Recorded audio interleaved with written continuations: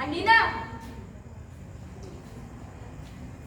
Udah pulang, Mbak. sini dong sebentar. Penting banget nih. Kenapa lagi?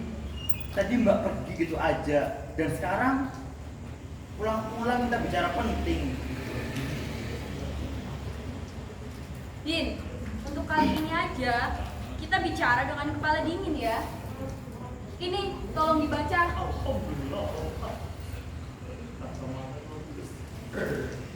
Udah tahu kan kenapa ini penting? Din, ngomong dong. Kita harus selesaikan ini. Mbak Tia nggak bilang hari ini mau ngurus surat wasiat ibu. Terus sekarang aku disodorin surat wasiat for this whole house. Mbak, mau aku ngomong apa? Ya berarti ini rumahmu. Din, kamu harus urus mereka. Mbak nggak nyangka kan namaku yang ada di situ. You want this house? Terus kenapa kamu bingung dan khawatir gitu, Mbak? Aku takut kamu akan jual rumah ini. Mbak bilang jangan berprasangka, tapi Mbak sendiri berpikir buruk tentang aku. Ya, kamu akan balik lagi ke Amerika. Setelah ini kan? Mbak jelas tahu kalau rumahku sudah bukan di sini. Kalau begitu, mau kamu apakan rumahmu ini? Din, kamu tinggal begitu saja? Mbak Tia sadar betul. Aku sudah 7 tahun pergi, Mbak. Kenapa baru bertanya hal ini sekarang? Mbak gak pernah tanya selama aku gak ada.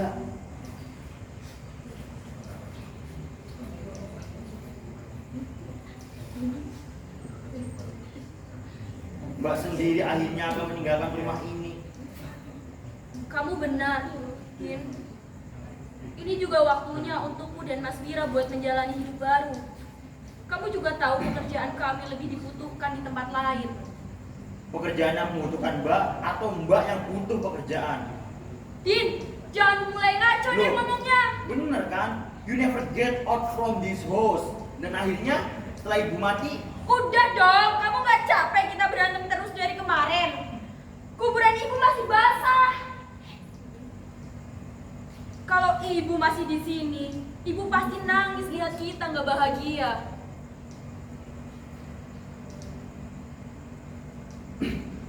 Ibu paling senang kalau kamu memainkan lagu itu. oh iya, ibu nonton videoku. Bukan cuma nonton, hampir tiap hari diputar oleh ibu. Bahkan waktu masuk rumah sakit, ibu bersikeras memutarkan lagu selomo yang ini. The Sound kan? Ini komposisi selo yang paling aku suka. Dan ini Favoritmu kan? Ibu sampai beli banyak dan minum sendiri. Katanya setiap kali ibu kangen padamu, ibu tinggal seduh aja teh rasa persik ini.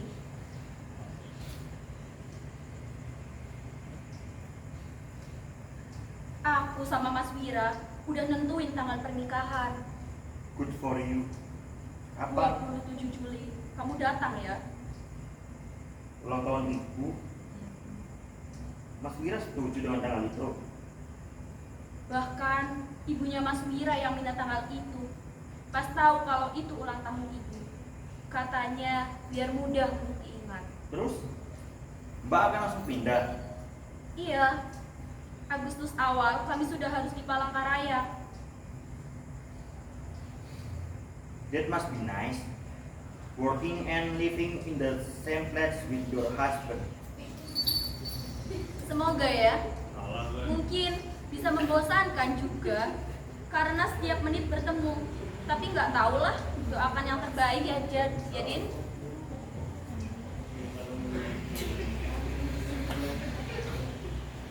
Tapi benar kan kamu akan ada di pernikahanku?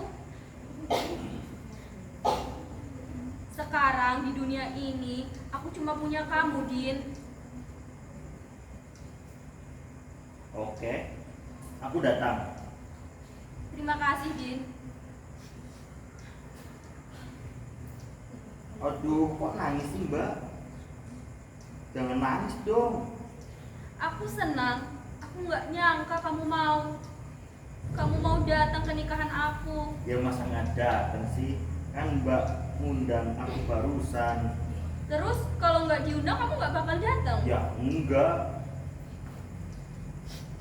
Aduh, sorry, udah dong nangisnya Mbak. Nanti kedengeran tetangga. Jangan ngecek dong.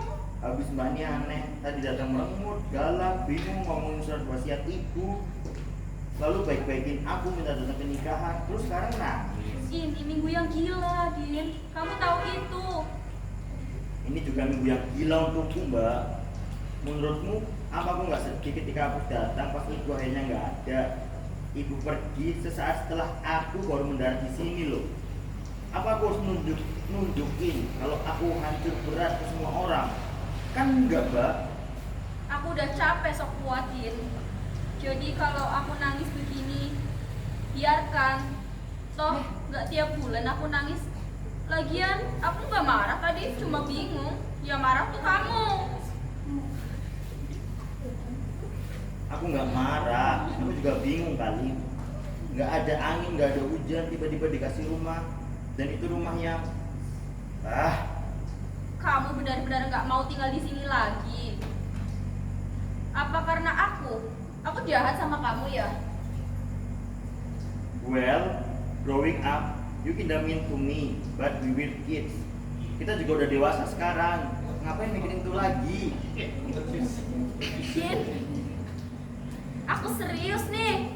Apa yang membuat kamu seperti masih benci banget dengan rumah ini? Apa masih karena Bapak? Aku ngerti perasaanmu, tapi Bapak udah lama nggak ada. Apa bisa kamu anggap itu udah lewat juga? Nggak segampang itu Mbak. Aku sadar, aku bukan satu-satunya orang yang dibesarkan dengan ayah yang keras di rumah ini.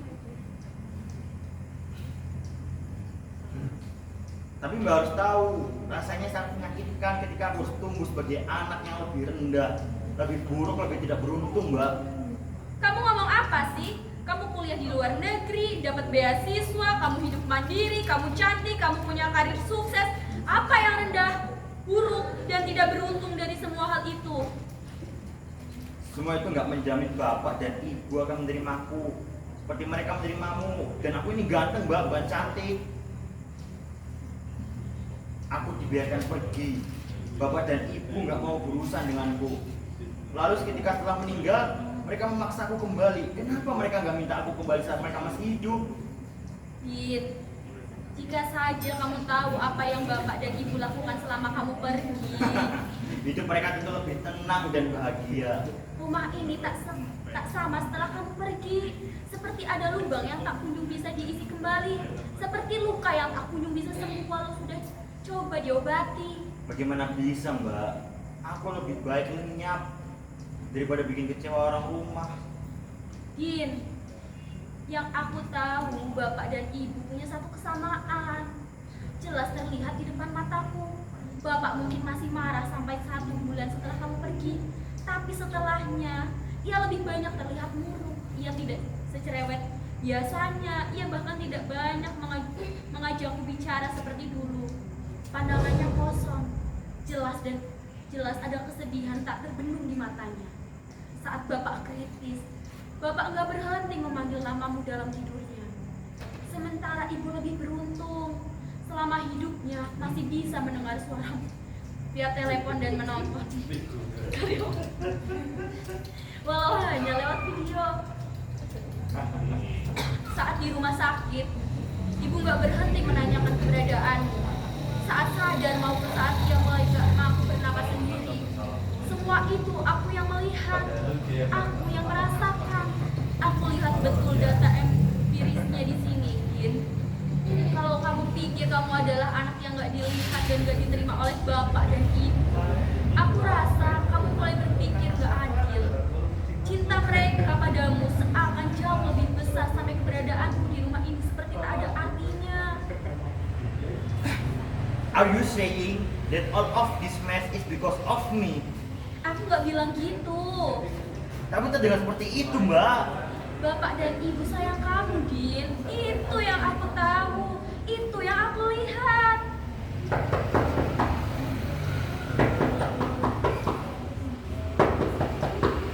Tea, Tea, Kamu nyuruh Mas Wira ke sini. hai sayang, hai Cikipar, Kamu kok datang nggak ngabarin dulu, Mas? aku punya kejutan buat kamu. Ah, Red Velvet. Sempet-sempetnya sih, Mas. Makasih ya. Kalau yang ini buat adikku. Royson. Wangi menteganya enak banget, Kak Wira. Makasih ya, Kak. Sama-sama. Aku ke toilet bentar ya. Mbak ngasih tahu dia makan kesukaan aku. Apa gimana sih? Enggak, aku juga kaget loh. Kok dia bisa tahu makanan kesukaan kamu? Terus kenapa Mas Wira datang kayak orang mabuk begitu? Senyum-senyum, ngasih makanan enak, terus surprise kayak nggak jelas gini. Aku nggak tahu, Din. Dia juga tumben-tumbenan begini. Dia tahu soal masalah warisan ini. Hmm, Oh, God, he knows. ya, aku kan tadi dikata pengacara ditemanin dia, Din. Kok bisa dia tahu duluan? Terus apa yang jelas keluarga tahu belakangan? Mbak mau nyogok aku supaya rumah ini balik nama. What's wrong with you, Mbak? Merencanakan sesuatu sama Mas Wira? Kamu mulai delusional ya, Din. Kenapa macam-macam lagi sih pikiran kamu? Ya mungkin aku delusional, tapi mungkin juga banyak yang Mbak tidak cintakan padaku. Aku harus melakukan apa lagi sampai kamu percaya? Aku tidak ingin rumah ini balik nama. Terus kenapa dia bisa tahu duluan kalau begitu? Aku dianggap gak sih di keluarga ini, Mbak? Sorry. Kamu kan tahu tadi aku mumet banget, Din. Ya, dia orang pertama yang bisa aku ceritain kalau ada masalah. Terus kenapa dia happy banget begitu? Dia mikir bakal jadi kaya apa gimana? Aduh, tolonglah. Sekali aja berpikiran baik. Aku juga nggak tahu dia kesambet apa. Tadi dia bilang mau jaga di klinik sampai malam. Kok tiba-tiba datang ke sini? Gimana kuenya? Enak gak sayang? Enak, Mas. Enak banget. Jadi, kamu ngapain ke sini? Katanya jaga klinik sampai malam. Aku kesini mau membagikan berita baik. Surat resign-ku resmi diterima. Yeay, kita bisa siap-siap pindah lebih tenang deh. Kirain bahagia karena ketiban warisan. Iya Din, soal itu rumah jadi mau dikontrakan. Hah? Iya, saya bilang rumah ini mau dikontrakan aja selama kamu tinggal di Amerika.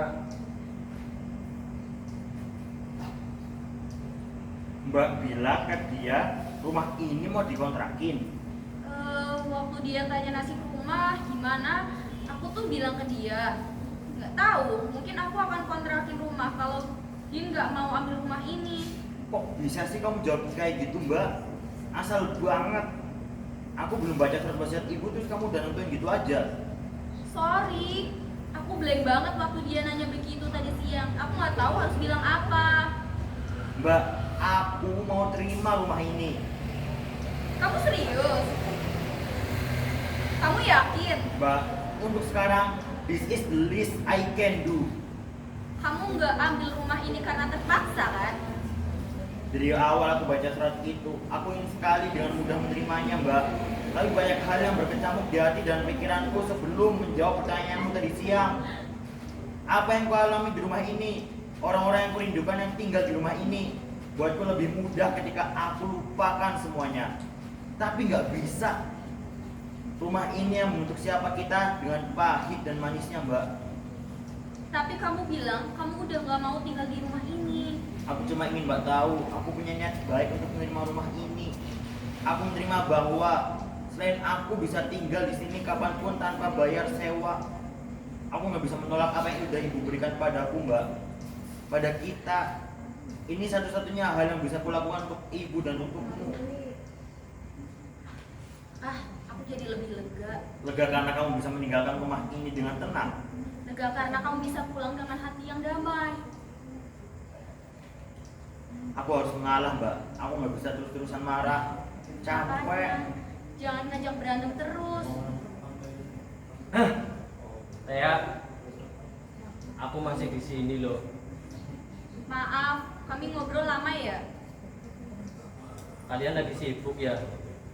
Aku datang di waktu yang gak tepat kayaknya. Nggak apa-apa, Kak. Kami ngobrol biasa aja kok tadi. Ya kamu tahu lah mas, Gortak. Kami nggak pernah punya waktu buat ngobrol sebelumnya. Nggak kayak sama kamu yang tiap hari aku sambati terus. Get room.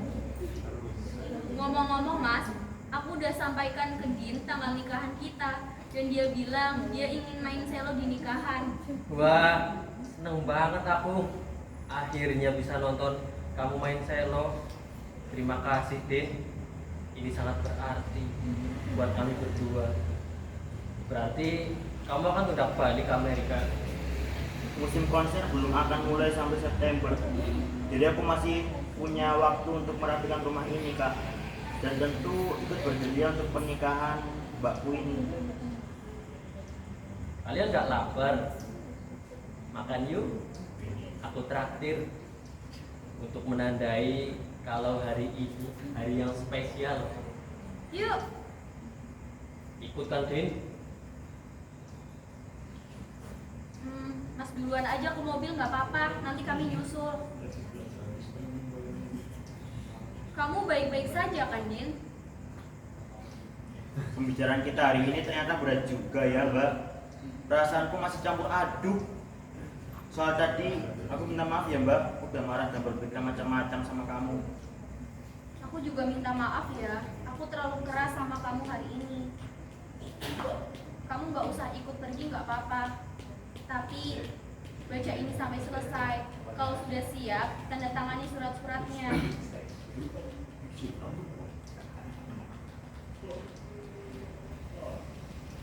Tulisan tangan ibu untuk Andina.